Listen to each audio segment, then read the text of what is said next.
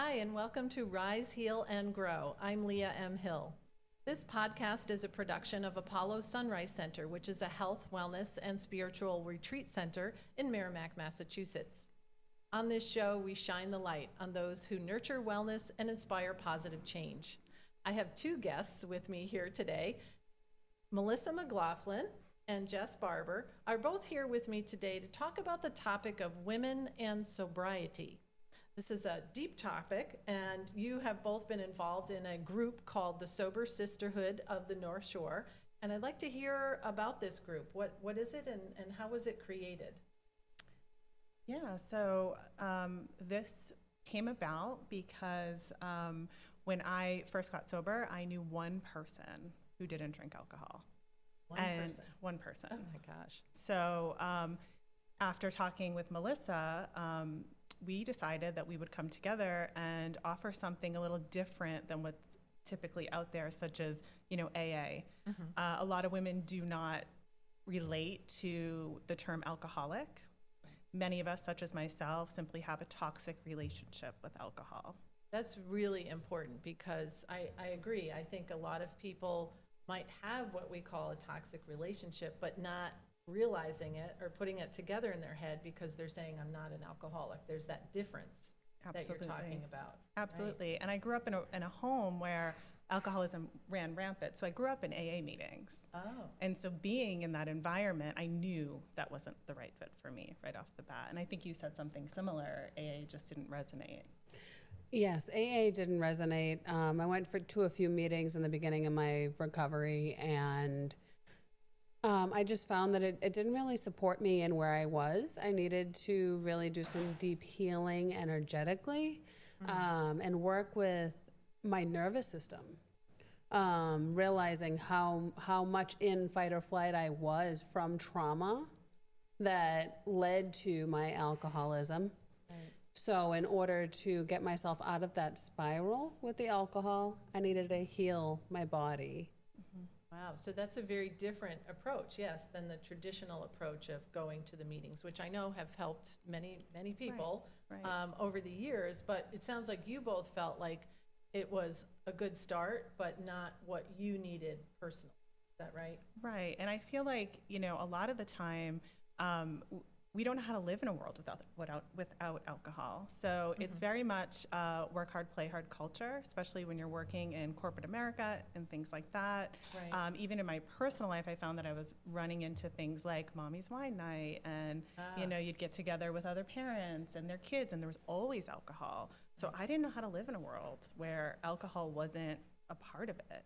Yeah. And so this group for me really came about because I thought it would be somewhere where women like me could come and say, you know what, I've struggled and alcohol has really impacted my life, but I don't know how to get out of it. Mm-hmm. And if you're newly sober, it's kind of like, how do I move forward now? What do I do? How do I, show up in my life without the alcohol? Right. Like, how do you go to a party or, go to an event or something? What do? You don't want to just shelter yourself and, not be around the people that you want to be around with and not experience things. But you're right, it is everywhere in our culture. Yeah. So the group that you formed is not just for recovering alcoholics, right? It's for anybody who's, can you explain, like sober curious, like who that's for? Yeah, it's sober curious women who are just, kind of coming to the realization that there's no place for alcohol in their life anymore. Or, wondering, do I really need this? Is this something I want to continue to accept into my world? What do you? It's really about that. Yeah. It's really about, do I still want to live in this version of myself that honestly requires alcohol to be a part of my life? So in newly sober, it can be a little difficult at first. So sober curious, I know that I was sober curious for a few years before I completely went. And it took me a full year to stay sober. I had a few times that I had fallen off for different reasons, different things came up in life, and that was the way that I knew how to cope. So early on, you might not have a support system, but it's about seeking that support. And that's what this group really was about too, is to be able to have a collective of those that were sober in the North Shore, holistically and wellness. Yeah, that's so powerful that you have created this for people that, like, that's like the missing piece for so many women out there that would, you know, maybe they tried that, what is it called, the dry January or something, maybe they tried that, but like you said, they fall back, because as soon as, it's like you start off with all the best intentions, but then life happens and then you're back into the old patterns again. Yeah. But to be able to connect with other women who have been through it and experienced it and are still living it every single day, right? It's something you don't just, you know, turn off, right? It's still something you have to deal with every single day. Right, and there's no cookie cutter approach, right? It's not like a one size fits all experience. So, you know, you're gonna come to this gathering and be able to sit in around like-minded women that have gone through different things, followed different paths, you know, been sober, been not sober, and it just really puts a like a realness to it all. It's not like, no, this is how we do it. These are the steps. This is how you follow things. It's like, how does it work for you? Because this is what worked for me, and what worked for me may not work for you. Yeah. So it's giving you options. It's giving you guidance. It's opening your mind to new possibilities. That's fantastic. Yeah. And I know both of you had talked about in the past about how you had this like self-identity with alcohol that was like intertwined, like your identity of who you were included alcohol before. Yeah. And how does that work? How do you untangle that? Yeah, that's a process. That is an ongoing process. I mean, for me, it was like I had no idea who I was. Alcohol made me think I was funnier, smarter, Wow. so much more loved. I mean, it created such a false narrative around who I was that when I stopped, it was like, I don't even know who I am. I don't even know how to be. I didn't even know how to like communicate with my husband anymore, because that was something we always did together. You know, go have a drink, go sit at the bar. That was just our lifestyle. So when that stopped, I had to learn how to be in social situations, and that was terrifying. Wow. Yeah. Wow. But for you. Same. Yeah. Social situations, I've more so recently got comfortable with being sober in. Early recovery, they were really hard. Yeah. Very hard. Just to be able to be social, go out to music, which I love. And I'm not fully sober. I do use medicinally cannabis and psilocybin.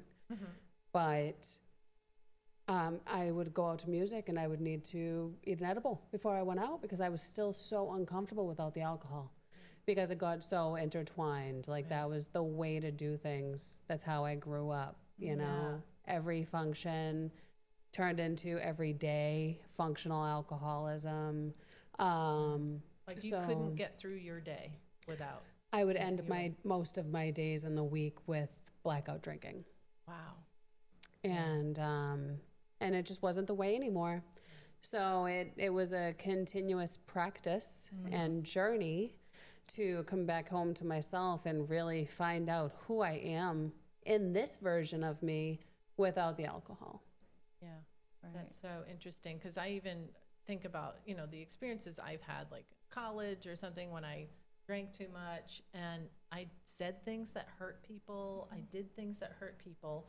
And then I was like, oh, well, that was the alcohol talking. It was like an excuse for me, but I knew it wasn't me. Like I would never say things, some of the things that I said or did, I wouldn't do, you know, if I was, you know, when I'm sober and everything. And I felt that too. It's like that it felt like whenever I had those experiences, I wasn't really me.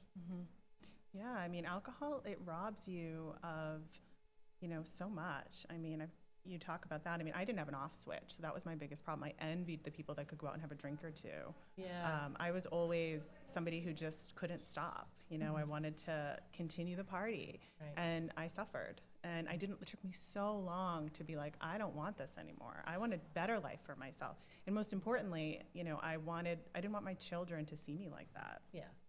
So that was, you know, I had a couple situations where I said, all right, I'm done. This is it. I can't do it anymore. And And that was hard. I wrote my journal. My first journal entry of deciding to stop was, I want to be somebody who says, I do not drink alcohol.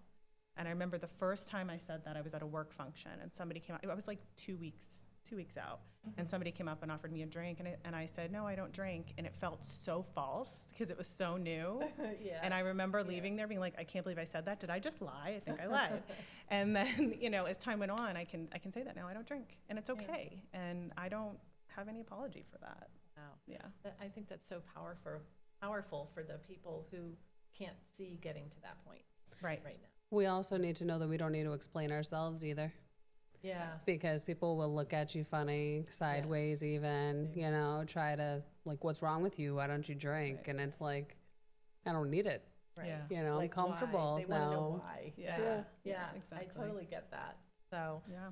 and I know, some people say that they started drinking or they took on drinking because they experienced some trauma in their lives, right? They experienced some trauma, and the alcohol was there because it's easy, convenient, makes you feel good for a little while maybe, or that they learned it from, like you mentioned, your family, that they learned this is how we deal with stress, we drink. So for the support that you give through the group, through the Sober Sisterhood, how can you help, even specifically for women, how can this help to, like, not just heal the trauma, but heal that relationship between the trigger of trauma going to the alcohol? Well, I think it's just shedding light on the fact that you're more than the booze. There's so much more to you. It's like getting back in touch with the things that you once loved that maybe you've put aside. Whether it's tapping into your creativity. Yeah, good point.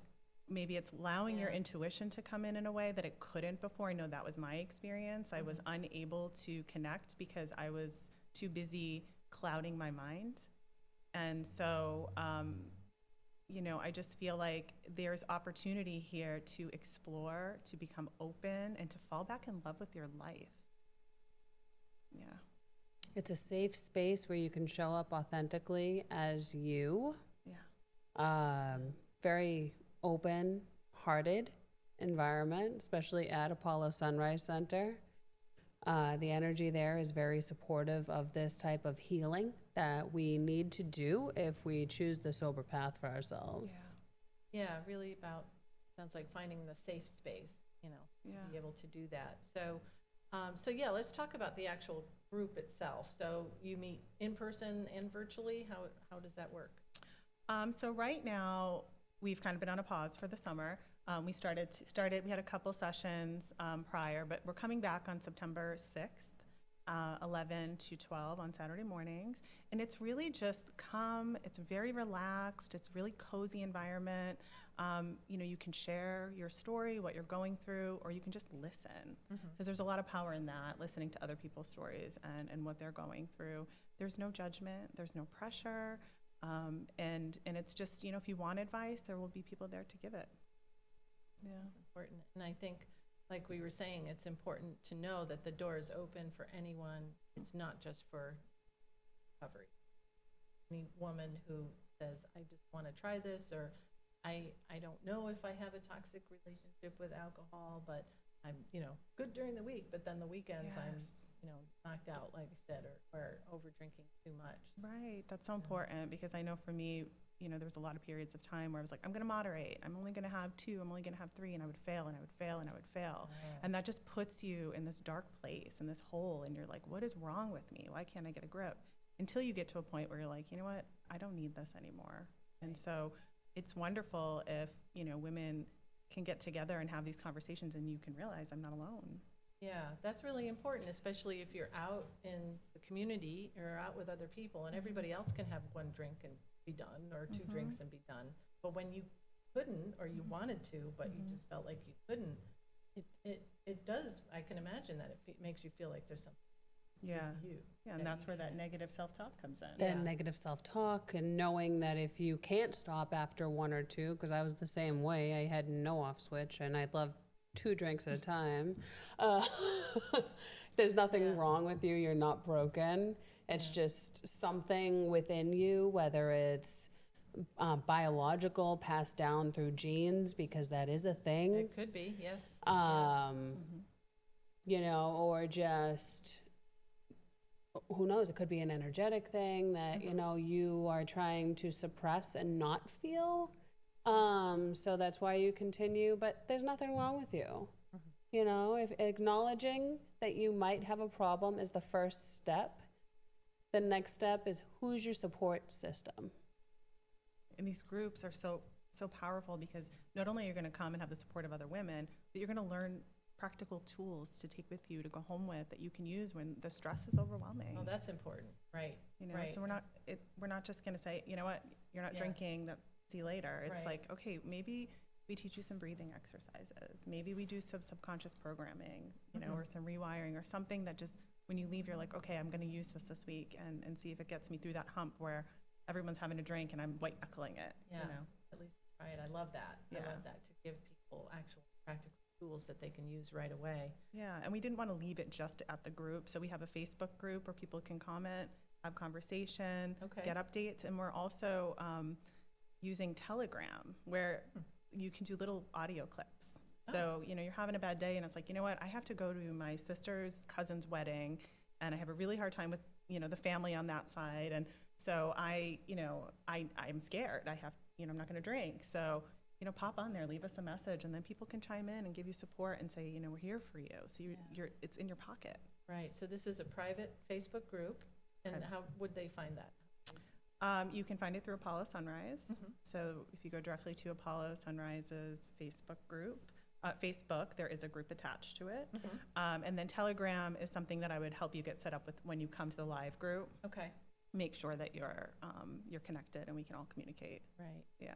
Oh, I love that. And that's such a great, it's an accessible way for people to interact at a level that's comfortable for them in the moment, right? Yeah. So might be someone who, what do we call it, lurkers, you know, someone who's like, you know, online and just kind of looking at it and going, I don't know what to do. But if there was someone who was experiencing that, who was like, you know, lurking around on social media and unsure and really thinking about the dramatic effects that might come from making such a lifestyle change, right? Am I going to lose my relationships? Am I going to lose my friendships? Am I going to, you know, what's going to change? And they're really, and that's like preventing them from speaking or actually taking the next step. What would you want them to know? Maybe I'll ask both of you. What would you want that woman to know who's out there? You're not alone. You don't have to be alone. You don't have to do it alone. You know, just show up. That's what I would recommend. Just show up. Just try it once. Yeah. Meet us, meet all of the women that come, and feel it out and see how you feel, because, you know, when you're in a place where you're suffering, you know, it feels really lonely. And when you get around women who get it, it's really uplifting. It's really motivating. It's really inspiring. And it makes you feel as though you can continue forward on this path. Great. Yeah. Not so isolated. Yeah. Yeah. That's exactly. great. And really just understanding that that how people respond to your choices are not a reflection of you. It's a reflection of them. And if you are choosing a healthier path for yourself, that is for you to understand for yourself, your family unit, whatever it is. You don't have to feel like you need to explain away. Your dynamics and your relationships will most likely shift, but that's part of healing. So no expectations, because that is just a weight that we don't need to really take on when we start this journey. Just being able to lean into and trust what your choice is with the substance. Right. I think that's so important for people to know that this is out there. There's this group.